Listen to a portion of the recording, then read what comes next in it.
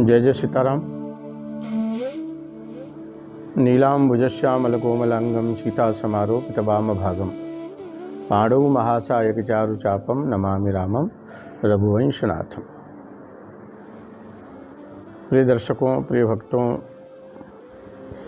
मनुष्य के जीवन में कई प्रकार के उतार चढ़ाव, व्यवस्थाएं, अनुकूल प्रतिकूल सब चलती रहती है। लेकिन हमारे ऋषि मुनियों ने इन परिस्थितियों में भी भगवान की आराधना करते रहें, उससे ये सब परेशानियां दूर हो जाए, इसके बड़े बड़े अच्छे अच्छे साधन बताए गए हैं।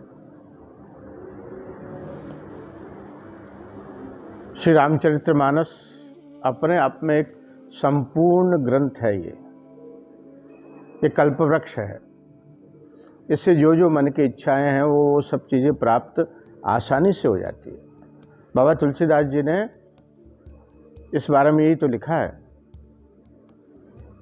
कि स्वांत सुखाय, अपने मन को सुख देने वाली ये श्री रामचरितमानस की गाथा, ये कथा, ये चरित्र हमेशा गाना चाहिए, सुनना चाहिए, सुनाना चाहिए। आज छोटी सी चर्चा करते हैं।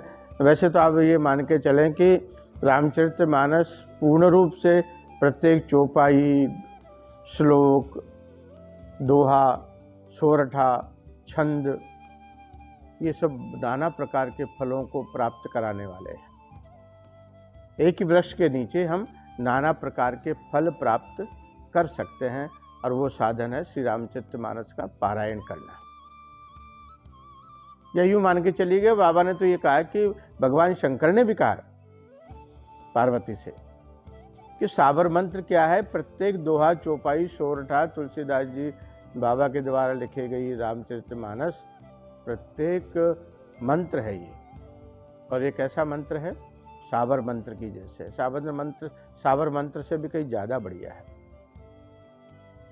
तत्काल फल देने वाला है। आज छोटी सी हम चर्चा करते हैं।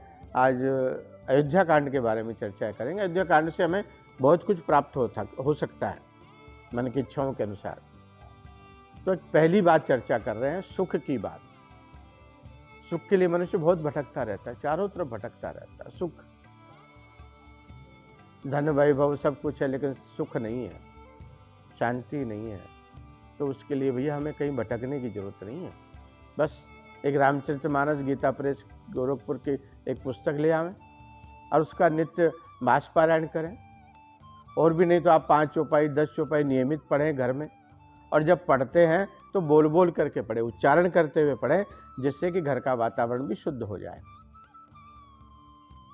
कामना परक की जब बात करते हैं, घर में सुख चाहिए, समृद्धि चाहिए, दाम्पत्य जीवन अच्छा बना रहे, घर में वैभव बना रहे, इसके लिए बाबा तुलसीदास जी ने अयोध्या कांड में पहली चौपाई से ही लिखा, श्री गुरु चरण सरोज रज निज मन मुकुर सुधारे, बरनऊ रघुवर विमल जसु जोदायक फल चार। यहाँ से ये प्रारंभ होता है और 8वें श्लोक तक, 8वें चौपाई, 8वें दोहे तक, ये 8 दोहे हैं। चौपाई 1 नंबर से लेकर के 8 नंबर तक के दोहे तक को आप नियमित पढ़ें तो महाराज आपको ये समझे कि बहुत आनंद आएगा। कहते हैं जब ते ब्याह राम घर आई, यहाँ से प्रारंभ होता है। तो भगवान श्री राम माँ जानकी जी को जब लेकर के आते हैं, ब्याह करके लेकर के आते हैं, तो घर में मंगल छाने लग जाता है, मंगल ही मंगल होता रहता है।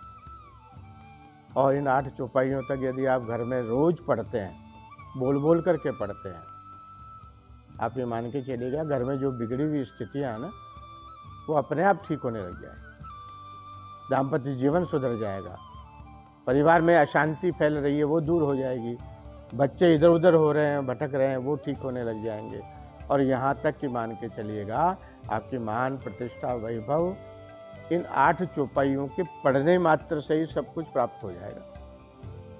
अयोध्या कांड के श्री गुरु चरण सरोज से प्रारंभ करें और 8वें दोहे तक आप इसको नियमित पढ़ें। आप विश्वास करिएगा साहब, मेरा खुद का भी निजी अनुभव है और हमने बहुत सारे भक्तों को इसकी सलाह दे करके हमने अनुभव भी किया है कि सब सुख और समृद्धि की ओर बढ़ते चले जा रहे हैं। मानसिक शांति भी मिलती जा रही है, आध्यात्मिक वातावरण भी बनता जा रहा है और घर में ऐसा लग रहा है कि जैसे भगवान श्री राम की कृपा हमारे पर बरसने लग गई है। तो मैं आपसे भी यही सलाह दूंगा कि आप ये पाठ नियमित करें। ज़्यादा से ज़्यादा 5 मिनट लगेगी, 6 मिनट लगेगी, 10 मिनट से ज़्यादा आपको इसको पढ़ने में नहीं लगेगा। बस करते रहिएगा और अपने जीवन को सफलता की ओर लेते जाइएगा।